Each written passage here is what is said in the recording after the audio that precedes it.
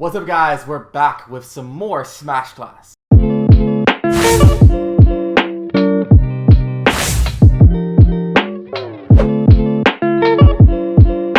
Today I want to teach you guys about proper defense and using your shield in the best way possible. It is the fastest option in your arsenal and it mitigates basically every attack that your opponent can do. So it's very important to master the concept of shielding. We talked about it before and we kind of looked at it as a separate state, and today we're going to dive really deep into that shielding state and tell you how to defend most optimally. If you've ever seen a boxing or MMA match before, you know that it's not all attacking. A lot of the game is defending from your opponent's attacks first and then committing to your own attack. That is because, of course, attacking incurs a bit of a risk. While you are attacking, you're leaving yourself open. And the same is true for Smash. So let's see how you can capitalize on the openings that your opponent shows through proper defense. Let's take it to the in-game view. So the first thing to understand is the idea of shielding. So you press shield and then the bubble pops up. This bubble protects you from any attack your opponent can do. So whether it's a smash attack or a special attack, it always protects you. Do keep in mind that shields have health, so it decreases as you use your shield, and then when you don't use your shield, it passively stores back up. So let me hold my shield, make it real small, and now we wait for a few seconds. And it's back to its normal size again. So keep in mind that you're working with a resource here. You cannot always shield, we can only shield for a limited amount of time. Another thing that goes with the decreasing shield size is shield pokes. So when my shield is smaller, it can leave certain parts of my body exposed. And those parts of my body can actually be hit by the opponent. So here you can see a shield poke. So keep that in mind. We can mitigate this by shield tilting. So when you are shielding, you can actually control the direction that your character looks at with their shield. This can help you cover parts of your body that you wouldn't be able to cover with your half full shield. So if you want to actually tilt your shield consistently, you can hold special and then tilt your shield. So you hold your shield, then you hold special, and then you move the control stick.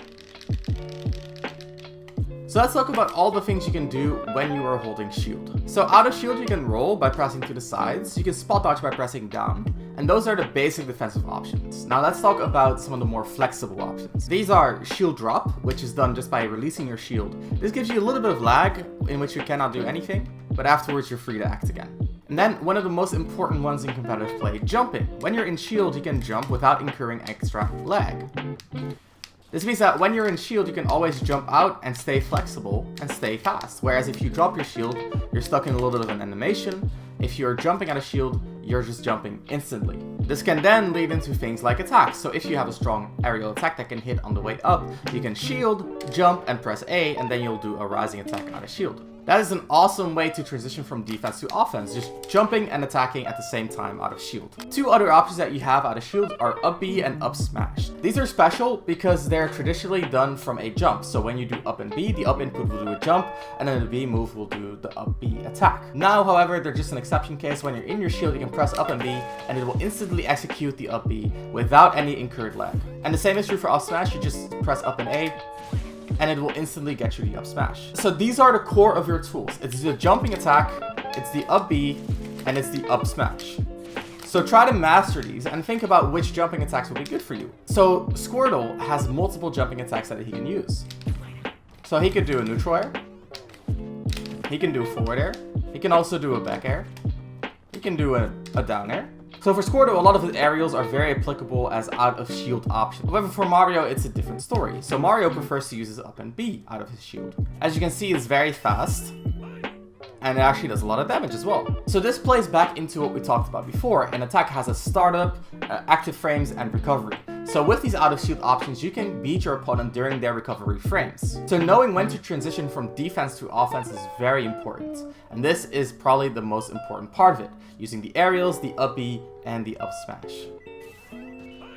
However, some moves are gonna be safe, too safe for you to punish with an aerial out of shield. So say that we set Mario to do his neutral out of shield. We can actually space our moves in such a way that he cannot reach us. So that is a great way to beat people who are pressing shield, is to stay outside of the range of their moves while you are in the range of your own moves. This makes it hard for them to hit you. Another thing to consider is to use moves that are safe enough. So as you can see, I can shield before Mario gets his neutral air out. And this is dependent on the recovery of your attack, and this is when we get back to the aerial attacks we talked about before, and why aerial attacks are so good, because oftentimes move on the ground just have a lot of recovery frames.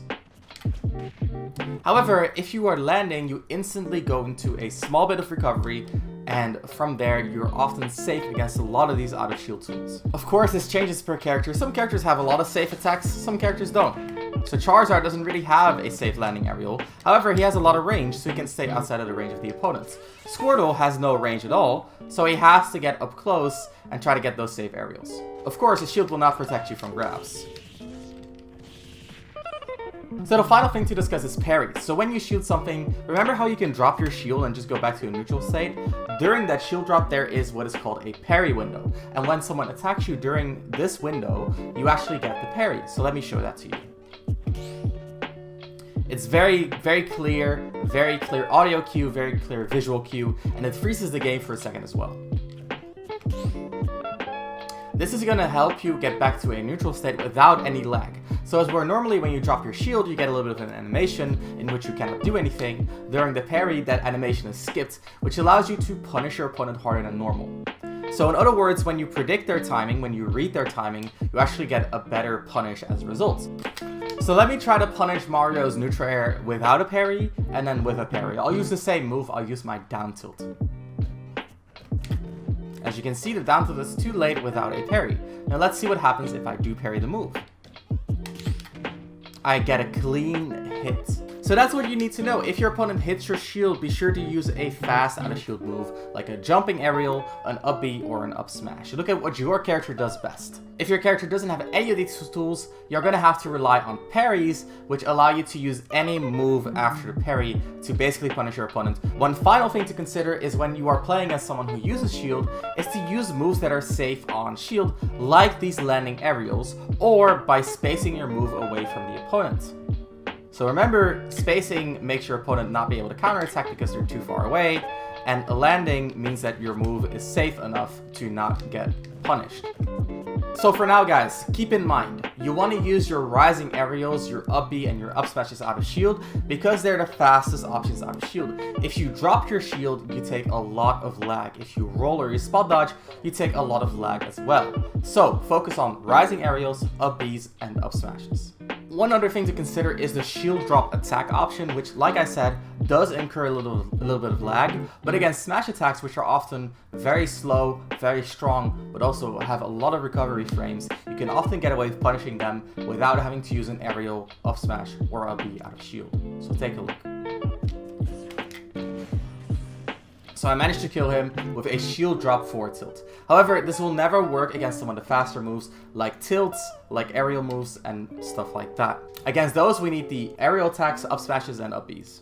I hope that helped you out with your defensive game. Shielding is very important because the shield itself is frame 1. In other words, it is as fast as a move can be in this game. You need to use these frame 1 options to supplement your other defensive tools, which we're going to be talking about next week. So if you want to learn to defend outside of shield, tune in again next week. For now, practice your out of shield tools. Practice those up smashes, up Bs, aerials, etc., and try to become the best at parrying. I will see you guys next week, and for now, of course, stay smart.